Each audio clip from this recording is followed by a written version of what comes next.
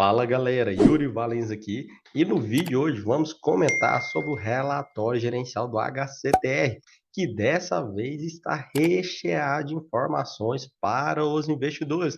E diga de passagem que dessa vez eles merecem um elogio pela quantidade de informações, transparência e pela modificação do seu relatório gerencial, que é o que nós estamos cobrando há muitos anos que a gestora fizesse isso, um relatório mais transparente, um relatório informativo para passar com clareza as informações para os seus cotistas. Então, fique esse elogio e ficou curioso? Então, venha saber. Galera, e esse vídeo é um oferecimento da OTT Contabilidade, na qual possui assessoria em imposto de renda sobre investimentos na Bolsa de Valores aqui no Brasil. Se tiver qualquer tipo de dúvida, entre em contato com esse número que está aqui na tela, pois ele é o número do WhatsApp da OTT Contabilidade. Galera, e aqui está o relatório gerencial do mês de abril, que está recheado de informações e a gestora mudou o seu layout e também incrementou informações. Veja que agora o relatório está com 47 páginas. Ele menciona, primeiro ponto, que eu acho que é o mais importante, sobre como que funciona a reestruturação das dívidas com os devedores, que eles falam que isso é para pegar e garantir que as obrigações sejam adimplidas, né, sejam realizadas em dia, que eles fazem isso para dar um fôlego para essas empresas que estão passando por um momento conturbado, em razão do que?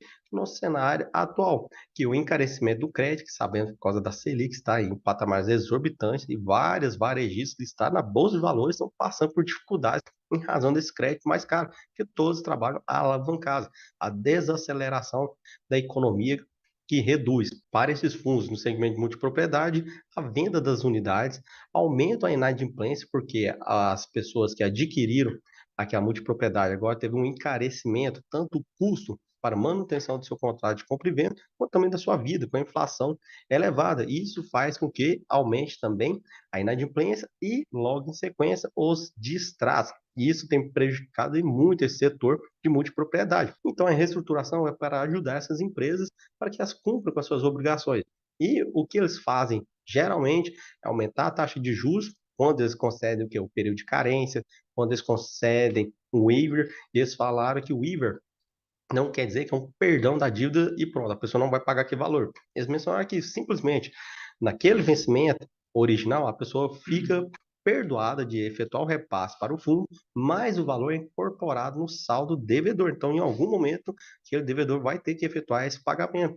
Então, além de conceder o alongamento do prazo, além de conceder esse waiver, eles fazem o que? Em contrapartida, aumenta a taxa de juros, eles pegam e participam do comitê de decisões daqueles empreendimentos e vão acessar as ferramentas de gestão da empresa, além também de colocar o full cash sweep, que é o quê? Quando um excedente no fluxo de pagamento mensal, que esse fluxo de pagamento daquelas obrigações cai na securitizadora e, teoricamente, ela pega pelo menos o que é o da obrigação, suponhamos, são 100 mil reais que ele tem que pagar de parcela. A securitizadora recebeu 150 mil por conta do laço dos contratos de compra e venda multipropriedade. Então, a securitizadora ficaria com 100 mil, repassaria aqui para os credores do CRI, 50 mil devolveria para o empresário, né? Então seria a parte do lucro do empresário. Só que nessa parte de reestruturação de dívida, eles colocam o full cash sweep, que o excedente do fluxo mensal, em vez de ir para a empresa, esse excedente vai ser utilizado para fazer amortizações extraordinárias daquele saldo devedor, para garantir, né, a operação, que o credor ele vai receber os valores que são devidos para ele. O grupo Gramado Parça, que é o que está gerando um grande embrolho aqui, devido às brigas societárias, devido à recuperação judicial, dessa vez a gestora explicou, esmiuçou como que funciona isso do grupo, né? Quais são os 4 pilares, as empresas pilares desse grupo, que é uma empresa de incorporação, comercialização, parques temáticos e as rodas gigantes. Então, são 4 empresas. E lembra aquela notícia lá de recuperação judicial, 3 ingressaram com pedido de recuperação judicial. E eles mencionam que a parte da incorporação, ela está contida dentro do Serra Verde, que possui 100% das cotas. E quem são os cotistas do Serra Verde? Nós sabemos que tem aqui o HCTR, tem o TORD também, que é cotista do Serra Verde, tá? Então eles estão tentando manter um controle, eles vão explicar aqui como que funciona a participação através dos CRIs, participação dos empreendimentos, que o Serra Verde tem quase todos os empreendimentos lá, dos CRIs aqui, que, por exemplo, o próprio HCTR possui na sua carteira e vai esmiuçar como que funciona cada parte desse grupo econômico, né, que é composto por esses quatro pilares, que são essas quatro empresas que eu mencionei para vocês. Muito boa essa informação, eles detalharam de uma forma que agora sim tirou as nossas dúvidas e ficou esclarecido, principalmente nesse ponto-chave aqui, que nessa parte do 4.5 do Grupo Gramado Par, que é sobre a recuperação judicial, que, em complemento aos eventos descritos nas sessões anteriores, é importante frisar que a indústria de securitização ela estabelece seus arcabouços legais na estrutura de garantias constituída predominantemente por alienações fiduciárias, seja de imóveis recebidos ou cotas das companhias. Essa lei aqui, que é 14.430, fala sobre a constituição de patrimônio separado, composto por direitos creditórios e por demais bens e direitos, a fim de trazer maior segurança jurídica às operações, né? Então, por exemplo, os CRIs, eles ficam no regime fiduciário, que garante a propriedade fiduciária de direitos creditórios e ou dos demais bens e direitos a ele atrelados, e não são submetidos ao regime da recuperação judicial, que era a maior dúvida de nós investidores. Inclusive, eles citam aqui o parágrafo da lei que fala que, tratando-se de credor titular da posição de propriedade fiduciária de bens móveis ou imóveis, seus créditos não se submeterão aos efeitos da recuperação judicial e prevalecerão os direitos da propriedade sobre a coisa e as condições contratuais. Por mais que três daquelas quatro empresas do grupo econômico ingressar com pedido de recuperação judicial, essa parte aqui ficaria fora da recuperação judicial. Mas, salvo engano, eu lembro que ficou determinado na liminar que a securitizadora devolvesse os valores lá depositados. Então, isso aqui vai virar briga judicial e o advogado contratado por parte do fundo vai ter que pegar e argumentar isso na justiça para conseguir reverter aquela liminar que tinha anteriormente falando que era para suspender os repasses para a securitizadora. Provavelmente ele vai utilizar dessa fundamentação legal. Agora, o ponto que eu acho que é o mais importante aqui do seu relatório inicial é a parte do DRE. Mas antes disso, vamos comentar rapidamente aqui pelo circuito de compras. Eles mencionam que fizeram um evento aqui no Feirão de Dia das Mães, que foi um grande sucesso. Eles colocaram um preço social de R$ 350 para aluguel de bancas lá no espaço do circuito de compras e eles estavam esperando poucos cadastros, algo próximo de 200 a 300 cadastros. E, na verdade, eles tiveram mais de 1.000 reservas em 24 horas e, no final do prazo, mais de 2.500 cadastros.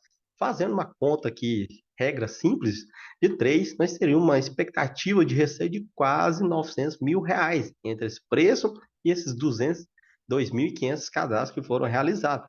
Fora isso, eles falam que teve uma grande movimentação também na parte das vagas de garagem. Isso pode ter gerado uma receita extraordinária. Agora, indo para o DRE, finalmente eles fizeram uma coisa muito boa, que eles efetuaram mudanças aqui na sua estrutura.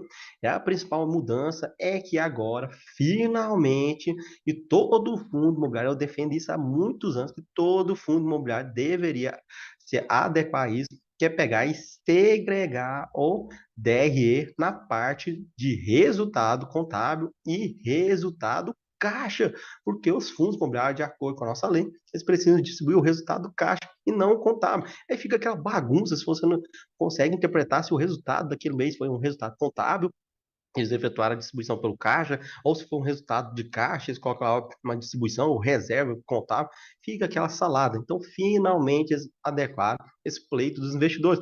E a primeira parte, eles colocaram o resultado contábil. Lógico, o resultado contábil, a princípio, pessoal, não vai ter um impacto com base nessas carências, nessas reestruturações de dívida e até mesmo inadimplência, porque os valores previamente acordados através dos contratos, eles ainda assim vão ser registrados aqui. Nós já mencionamos que a contabilidade utiliza do princípio da competência, mas no caixa, como ele já fez reestruturações de dívida, carência para alguns pagamentos e está com vários CRIs e inadimplentes, nós temos que ingressou somente 17 milhões.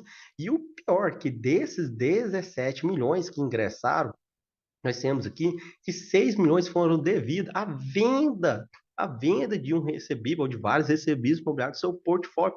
Então, efetivamente, quem ingressou do fluxo daqueles recebíveis imobiliários, que tinha uma previsão de 28 milhões de ingressos dos recebíveis, ele recebeu, de fato, somente 11 milhões de reais. Vejam que é menos da metade do que ele tem direito, devido a essas inadimplências e também reestruturação de dívida que foi concedido, que é carência para os seus devedores. Agora, o que ele conseguiu gerar de resultado no mês para os seus cotistas, por isso que ele conseguiu efetuar essa manutenção de distribuição, por exemplo, de 50 centavos, e aqui embaixo o resultado foi até um pouquinho maior, que seria de 76 centavos, é porque ele pegou e fez a venda de um recebível imobiliário. E essa venda pode ser que tenha gerado lucro para ele, pode ser que tenha gerado lucro para ele. Não sabemos. Aqui na parte do contábil não ficou registrada essa parte aqui, ó, de negociação. Mas aqui no fluxo de caixa entrou a venda desse recebível imobiliário, tá? Entrou essa venda desse recebível imobiliário. Então só esse pontinho que ficou um pouco confuso para nós, se foi uma venda com lucro ou com prejuízo, mas deve ter sido com lucro. Então, essa parte foi o que compôs o resultado dele para ele conseguir distribuir esses 50 centavos. Se não fosse essa venda de 6,2 milhões de reais, o HCTR ele não iria conseguir efetuar essa distribuição. E muito menos ter essa reserva aqui, né? Que já que o seu resultado caixa foi de 76 centavos, é a distribuição de 50 centavos. Ele não conseguiria colocar essa reserva.